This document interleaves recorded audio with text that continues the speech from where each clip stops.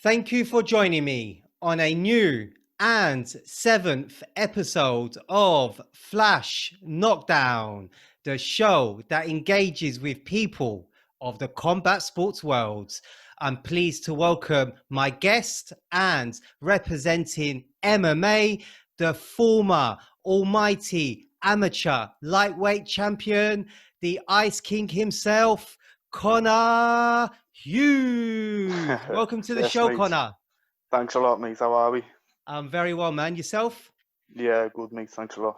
It's got a little ring to it, that Ice King, on it. You like that one? Yeah, I've heard that before, funny enough. Really? From? Yeah, someone, I don't know, I can't remember whether it was one of my mum owns a club. So I She don't know whether it does. was someone from there or herself, but yeah, I've heard that Ice King before. Nice one. So is that something that you're going to take into your next fight? Yeah, to be fair, I'm the same. I've watched one of your shows before with the lad who's fighting Marcus next.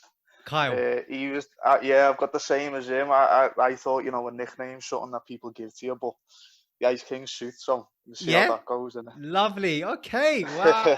We're making Flash Knockdown history again. My God. How lucky am I? Wow. Incredible. Brilliant. And now I can't wait to see you fight again, Connor. Soon, mate. Soon. Really? Have you got any soon. news? Have you got any news you can share or not yet? Not just yet, but we are looking, hopefully towards the end of August. Wow, that is soon. Yeah. And are you well prepared? Yeah, I'm getting there, mate. Good stuff. About that. I'm not at all. I'm not gonna worry about it. Your opponent does. Exactly. Nice. So for the viewers watching, Connor, Yes. you featured on Ruben's Flash Choices during the last episode of Flash Knockdown. Both of you are teammates. So I have to ask, during sparring, have you felt that right hand? And if so, mate, yeah, you have. A few times. I've also felt his left high kick as well. Oh man. Well, yeah, you're still here to tell the tale. I'm still here. I don't know how many more I can take, but I'm still here. Lovely. So I can't wait to do your Flash Choices too, Connor. Yes. But just before we do that, could you give the viewers an overview of your MMA career, the gym you represent, and how people can find you and your work online, please? Yeah, so I'm an amateur MMA fighter, fighting the lightweight division. A former almighty fighting lightweight champion. Fight out of the MMA Academy, Liverpool. Records 4-3. And you can find me on Instagram at @_ConnorHughes1. Lovely, fantastic. All right then, Connor. So that brings us to the moment that you really joined for, and that's and that's your Flash Choices. Yes. So for anyone not familiar and first-time viewers, Connor, I will ask you 10 questions. Yeah. With 2 possible answers. Yeah. And you choose the one that best suits you in a flash. Got it? Cool. Got it. All right. So let's go, brother. Let's go. So the first one, Connor, Spider-Man or Superman? Spider-Man. Second one then, Connor, kickboxer or blood sport? Ooh. Blood sport. Blood sport. Kumite. Third one, Connor, Pro Bellum MMA or Pat the Problem? Pat the Problem all day. Standard. Side kick to the body or clinch knee to the body? Side kick to the body. Would you say that's your trademark? I'd say it's one of, therefore. Yeah. I'd say it's one of my most, one of my weapons, like, for sure. Absolutely. Jason Tan or a nice suntan? Jason Tan. Glory World Champion or UFC World Champion? UFC World Champion. Now, 2 famous kickboxers that made it into MMA, Alistair Overeem or Mark Hunt? Ooh, do you know what? I'm going to go with Mark Hunt. Not a big fan of Alistair Overeem, but I'll go with Mark Hunt. The Super Samoan. The Super Samoan. Indeed. Chin like granny. Oh, absolutely. And his walk-off knockouts as well. Yeah, all day. It's got to be Mark Hunt. Epic. GSP or MVP? MVP. Talk about your relationship with MVP. Yeah, Michael Pay's a family friend. He used to fight on the same team as my mum, team Top 10 UK. So I've known Michael since I was pretty much a kid. He's came down to watch the fight against Marcus. But yeah, I've been around Michael for years, to be honest. I was obviously on the kickboxing scene. He was the same. He was like, him and Raymond Daniels were the two people that everybody wanted to see. So, but yeah, Michael's been a family friend for years. He's really close to me mum. Really close to me mum. So yeah, he's a good guy, real good guy. He is.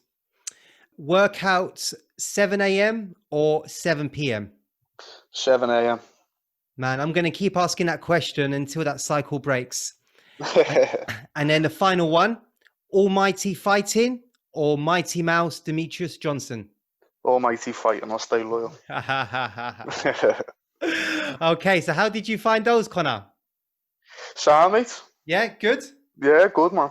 Yeah, fantastic. All right, so let's now look at your MMA journey. Yes. And normally at this stage, I'd ask my guests what their first recollection of martial arts was. But I would imagine your mother had a big say in that, who herself was a decorated kickboxing champion and coach, becoming a world champion in her category and regularly competing at world level competition at the tender age of 16. Could you share the impression that made on a young Connor Hughes? Massive, to be honest with you. I don't reckon I'd be doing what I'm doing if it weren't for that. You know, and it weren't just my mum either. Like my granddad started it all. My granddad's like, he's 7th Dan Blackbelt in weight judo. He's been doing it since he was 17. He's now 66. Still willing to train like enough every day if he can. So my granddad started it all. Had me mum, and she started training at 6. And then she's obviously, you know, WAKO Pro World Champion, 10 times British Champion.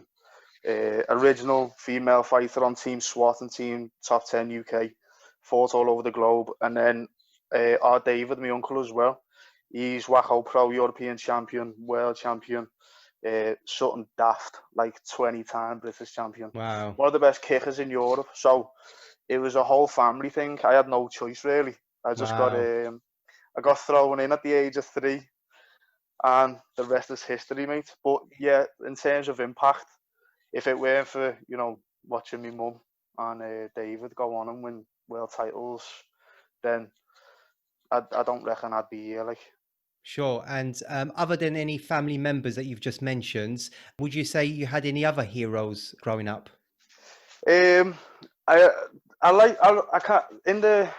When I was doing kickboxing, I looked up to Michael a lot and Raymond, because they were the two guys that everyone wanted to watch fight, and when they did fight, it was massive.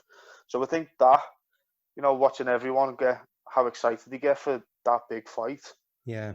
I'd say them two, yeah. But that's it really. I'm not really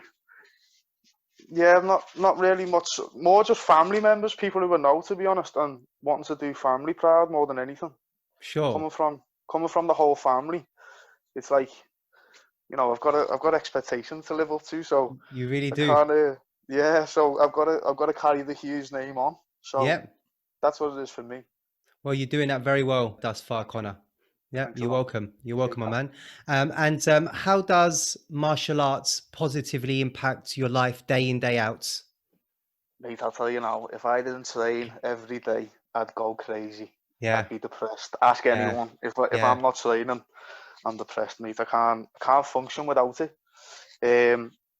But if I was to give to anyone else who's never done it before, it's more than just something you do. It's more like it sets you up for life, I think. You know, it's starting at a martial arts journey. It can be quite daunting because it is martial art and it's combat based. So, but it sets you up for life, mate. Confidence, shows you discipline, shows you respect, teaches you, you know, and just going through the stuff you go through training, is it just, I don't know, there's something about it that it becomes addictive once you start. You can't get, I train people in between training myself, and they all say if they stop for a couple of weeks, it destroys them. They've got to come back. So it makes it addictive, and it's, like I said, it's a way of life. It sets you up for life, and I wouldn't change nothing about it, to be honest. Brilliant. And before we look into your MMA career, could you give us an overview of some of your accomplishments in Yeah. kickboxing and Thai boxing, please, Connor? Thai boxing, funny enough, I've never actually competed in Thai. The Right. commentators seem to get it mixed up. They think that I come from a Thai background sometimes, but I'm pure kickboxing and karate based. Sure. The Thais came from our Thai head coach, Peter Davis, and the Thai that they had there. So I've just implemented some Thai into my own style. But talking about what I've done kickboxing wise, I'm 2011 European champion, ISKA Worlds in Italy, and I'm 14-time British champion. That's across WAKO, WKA, ISKA, and 3-time CIMAC Grand Champion. Represented England 6 times, getting selected for the GB squad. So yeah, first Dan Blackbelt also. Wow. And did you have enough shelf space to hold all of your accolades and trophies? I Yeah, did just do, about. but yeah, just about. I need a whole new room for that. I bet you do. And so interestingly, why MMA then?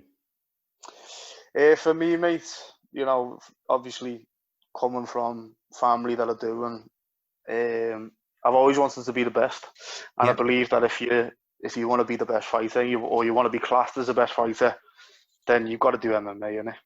I think everything else you're limited to certain things, but MMA it's the whole thing. So if you want to be the best fighter in the world, I think MMA is the place you've got to be. Yeah, it's like Conor McGregor. He calls any other martial arts discipline limited fighting. Yeah, it is obviously, in different rule sets, different combat sports. You still got to be great at what you do, obviously, to be the best at that. So I'd never take anything away from other disciplines. But yeah, I agree. Everything else, there's a lot of rules. There's a lot of things you can and can't do. Whereas MMA, you're not really limited to that. You can pretty much do what you want. So that's the beauty of it. Sure. And how important was it for you to settle on a high level and forward thinking gym like the MMA Academy and the opportunity to improve your craft in areas that may not as come as naturally as your Yeah. striking? Well, when I first wanted to do MMA, I wanted to have I had a good real look around different gyms in the city, really. Hmm. I wanted to get like the right feel for somewhere because, I fought for my mum's and my granddad's team for years. So if I'm going to go to your team, I'm going to stay there. I'm not going to go anywhere else.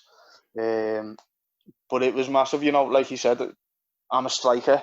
So I needed to go to the best possible place where it's going to get me wrestling and me jiu-jitsu better. And I went down to the MMA Academy, had a look, realised who the coaches was, how legit they actually are. And that was the place. And not only that, I got there and I had a good vibe about it. You can go into places and get a bad vibe, but I was made at home straight away. And everything that they do in there, it's not just like a typical gym where you go in, you pay a fiver, and you might come off the mat and you got your head punched in. But it's at the academy, they do it properly. They build you up from the beginning and tell you exactly what you need to do to do well. So yeah, the MMA Academy is massive. And is there a part of your MMA training that you really enjoy now, but perhaps didn't expect? Do you know what? No, because I've always enjoyed training. I can't, like I said, I can't not do it.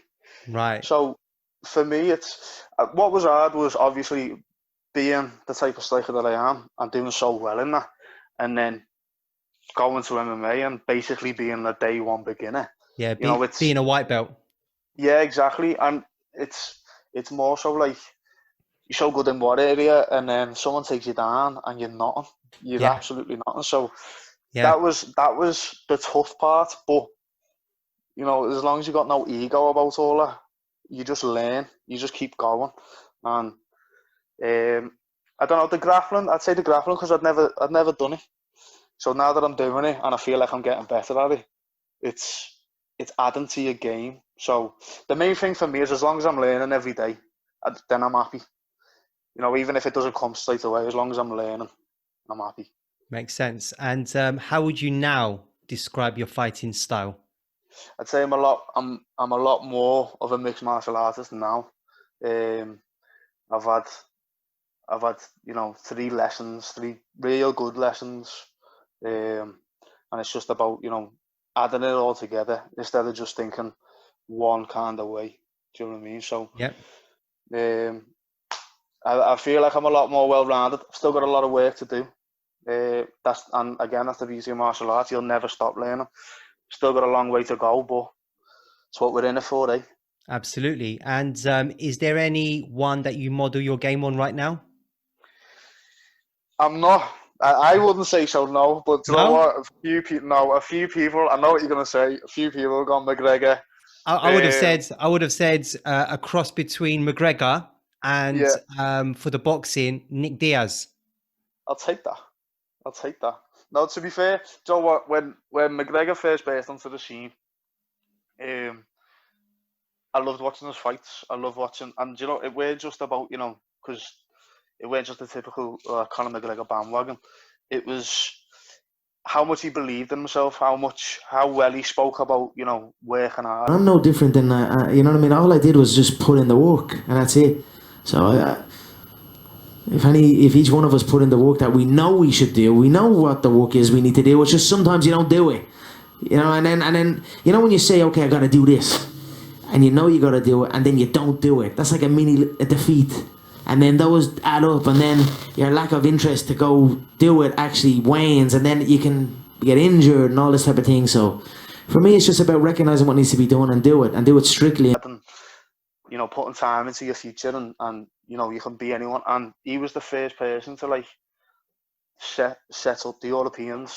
You know, before McGregor, really, it was American and Brazilian sport, to be honest. And he made it clear that we're not so different. You know, we can do it. So I've heard that before. I've heard, you know, base me stat, but no, I like some of the stuff that he does. He said some things well. But no, I'd say I've got my own mixed into both. The fighting stance that you adopt, because you adopt quite a wide stance. Yeah. Very, very similar to Conor. Yeah, that's the karate background. Started off karate. Of course. Went to the kickboxing. Yeah, that's my karate background. Okay. I'd say McGregor looks like me.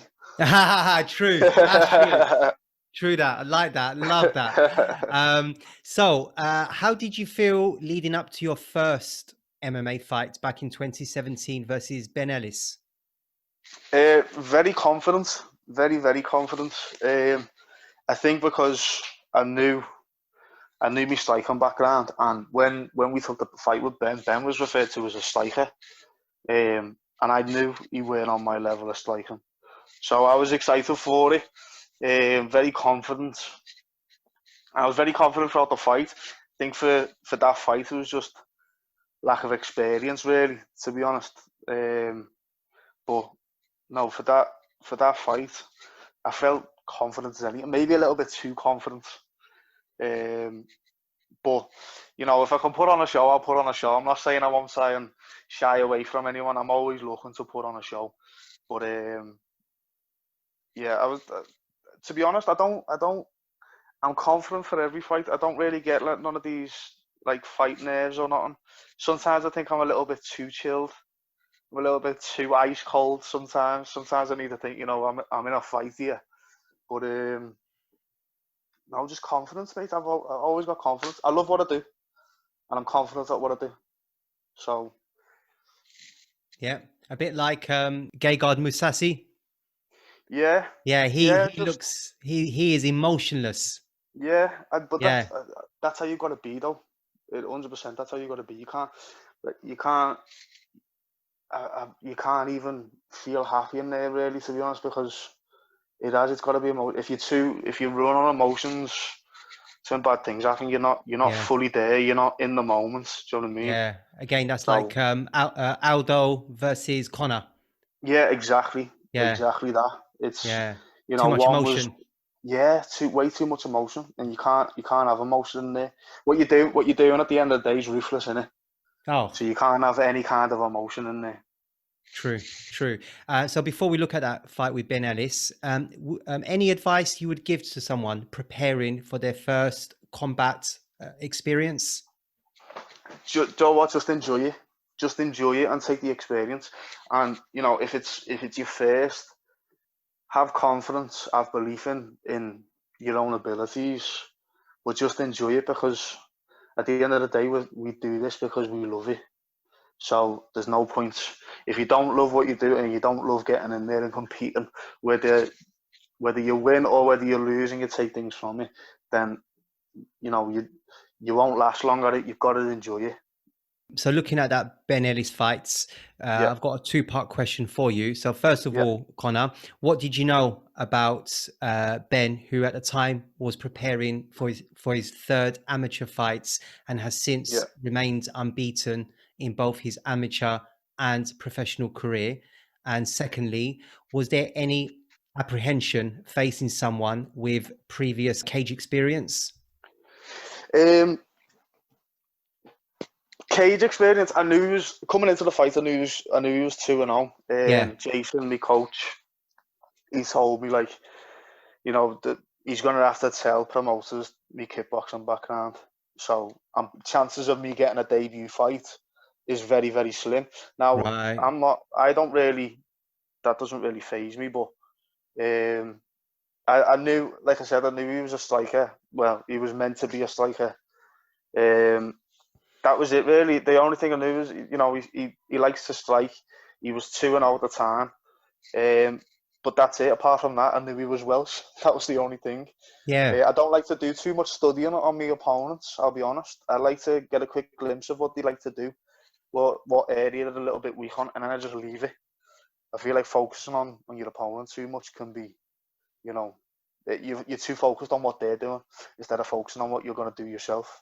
Yeah. So, yeah, I just took little glimpses of, what he likes to do, meant to be striker.